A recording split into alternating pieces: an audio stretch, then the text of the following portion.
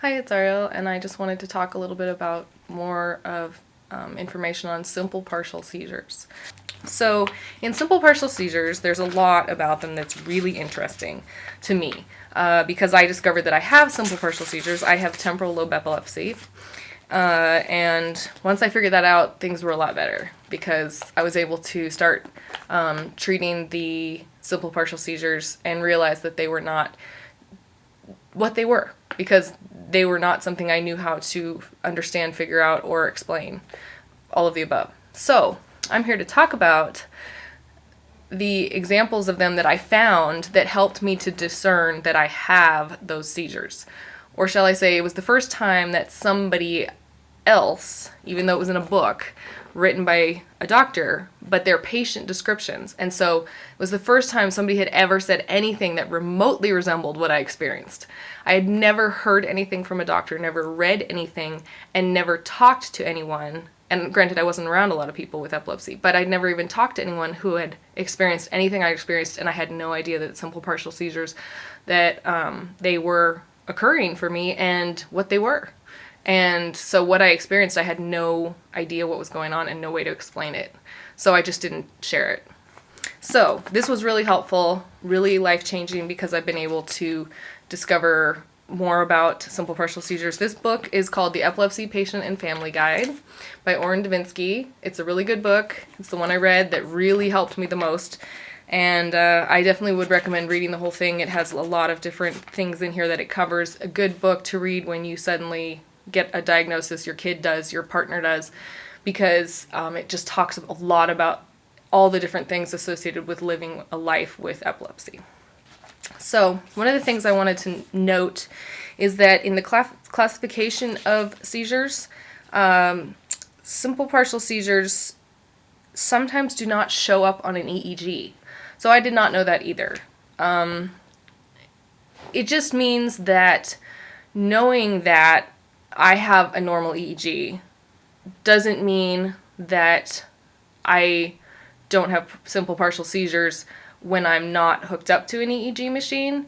And it doesn't mean, because I do have a normal EEG, but for people even who think they have one when they're hooked up to an EEG machine, they might actually be having one even though it may not show up on the EEG. So both ways, but also it helps to, if you understand that you might have a normal EEG most of the time, and especially because, you know, they put you on an EEG for 2 hours, an hour, something like that, randomly, and just so happens that you may or may not have seizure activity in your brain. So for me, it's never happened while I was having an EEG. So basically, that's good to know.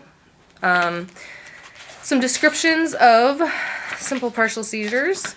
I really like this book because it just uses different people's descriptions, and I find that super helpful.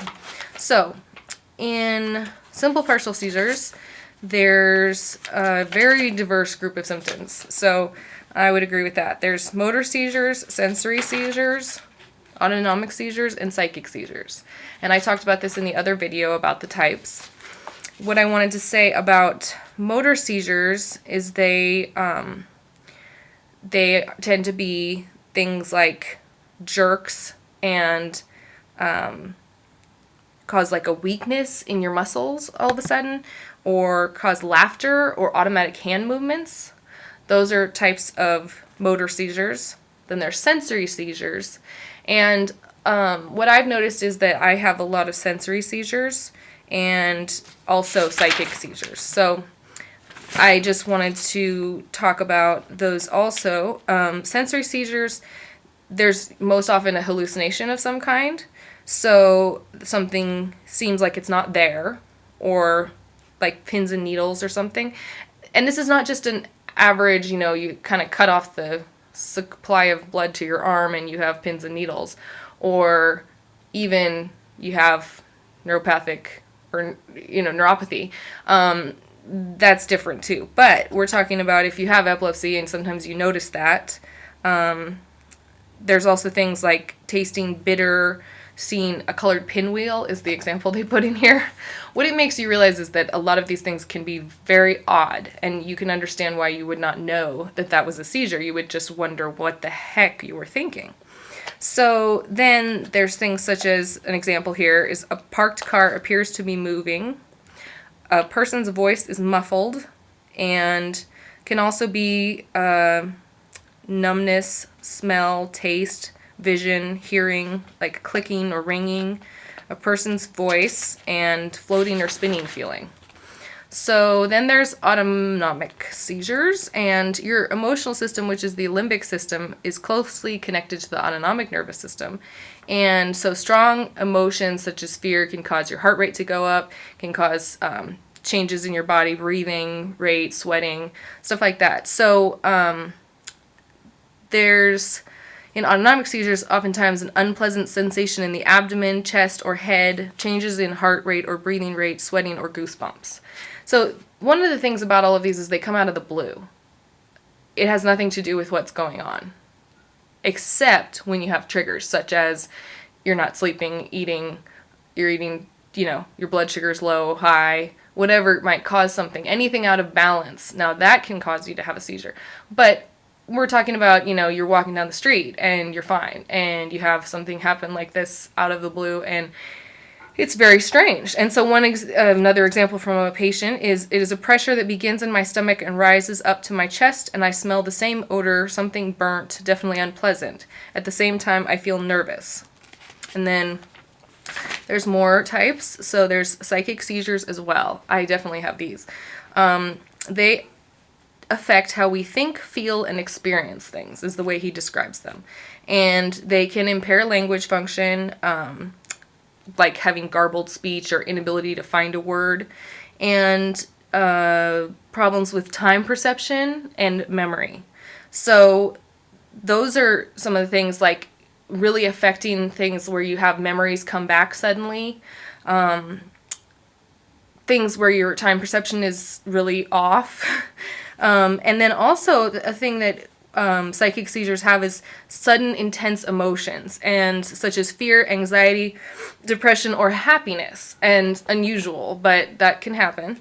And one of the things that is an example of a psychic seizure is deja vu, which is the feeling that you have experienced or lived through this moment before. And there's also a thing called jamais vu, and that is when familiar things are strange and foreign. And I would say I have an example of that, where I was sitting across from my sister one time, and we were having lunch, and suddenly I felt as though I had no idea. I mean, it was like, boom. All of a sudden I had no idea who she was. So scary. And actually, but in my mind, I knew she was my sister, but it was as if I had never met her before. So like I could have said her name, but it was suddenly like strange.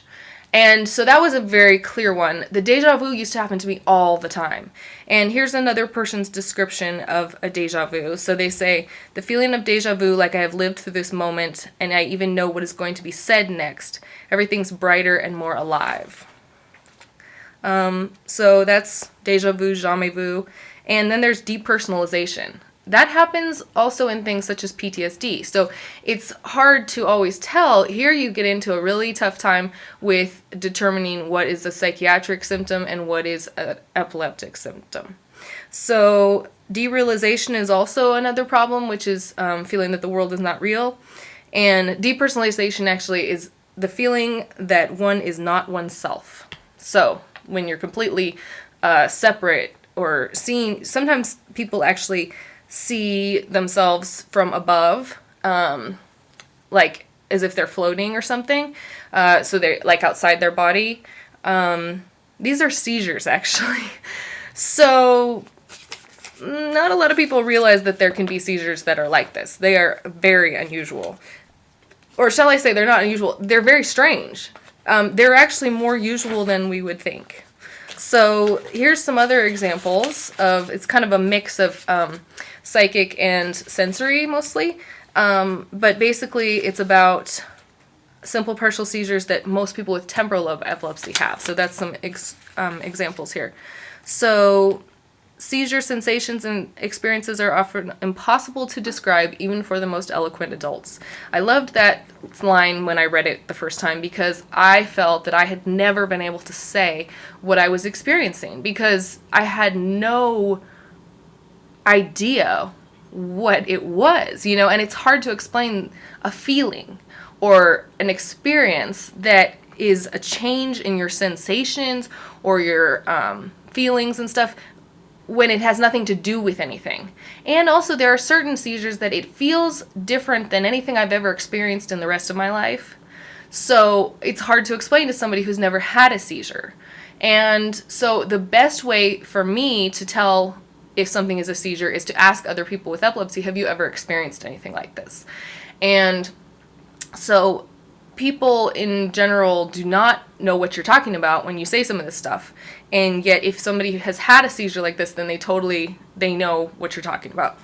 So there may be a mixture of different feelings, emotions, thoughts, and experiences, which may be strangely familiar or foreign. In some cases, a series of old memories resurfaces.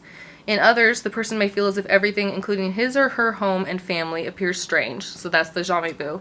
And hallucination of voices, music, people, smells, or tastes may occur. And in temporal lobe seizures, there are different intensities of simple partial seizures here that can cause either consume somebody with fright or intellectual fascination, different things. 3/4 of people with temporal lobe epilepsy have simple partial seizures. When they begin in the deeper portions of the temporal lobe in limbic areas, so I talked about that with the autonomic simple partial seizures, these ones tend to cause short-term memory problems, and they, especially if you've had multiple tonic-clonic seizures and if you've had epilepsy for more than 5 years. So then here are a couple more descriptions here. I get the strangest feeling. Most of it can't be put into words. The whole world suddenly seems more real at first. It's as though everything becomes crystal clear. I know about that. Then I feel as if I'm here but not here, kind of like being in a dream. It's as if I've lived through this exact moment many times before. I hear what people say, but they don't make sense. I know not to talk during the episode since I just say foolish things. Sometimes I think I'm talking, but later people tell me that I didn't say anything. It lasts a minute or two. So oftentimes they last, very short amount of time. Wanted to talk a little bit more about some simple partial seizures. Examples.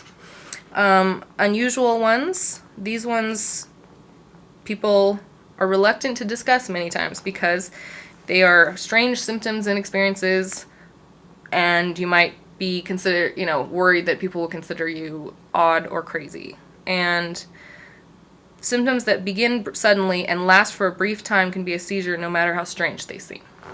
So the following are descriptions of unusual seizures. Most of these are simple partial seizures. I had a feeling of extreme embarrassment as though I had made a very foolish remark. I feel that someone else is in the room behind me. Looking into the mirror, I noticed that the right side of my face was missing. On the left side of space, there were colored balls of light.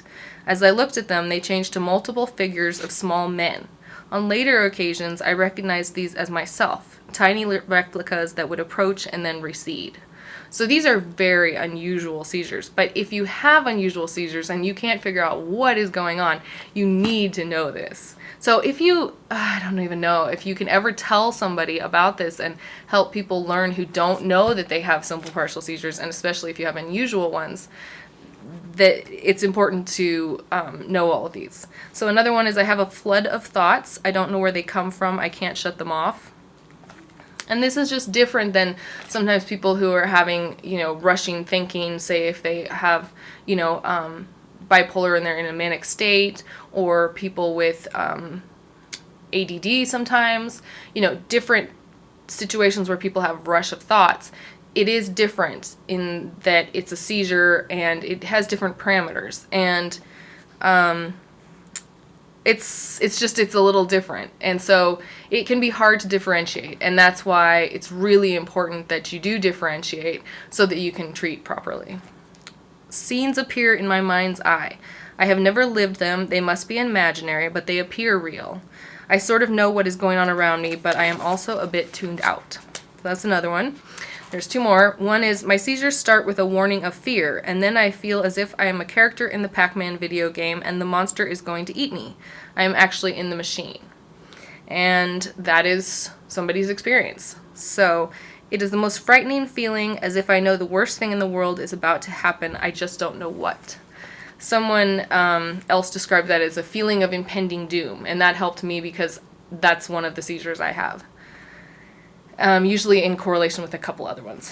The next thing I knew, I was floating just below the ceiling. I could see myself lying there. I wasn't scared. It was too interesting. Next, I was in space and could see the Earth. Now, these are not typical seizures. These are the really unusual ones. Psychic seizures are also the more bizarre, strange ones of simple partial seizures. Simple partial seizures in general can be quite odd and strange in the first place because most people don't know that there is such a thing as these type of seizures. People just know mostly about tonic-clonic seizures. When someone falls down, that's a seizure. That's all that most people know. A lot of people don't even know that there are partial seizures, let alone simple partial and complex partial seizures, where in simple partial seizures you have a full awareness. A lot of people don't know that there's such a thing as that. So if you have epilepsy, it's really important to educate yourself all about epilepsy. That's one of the reasons I like this book. So that's most of the info I have about simple partial seizures, and I hope it helps. And if you have any questions, I also did a couple videos on descriptions of some of my partial seizures, simple partial seizures specifically, and on types of simple partial seizures. So do check that out also. Okay, have a nice day.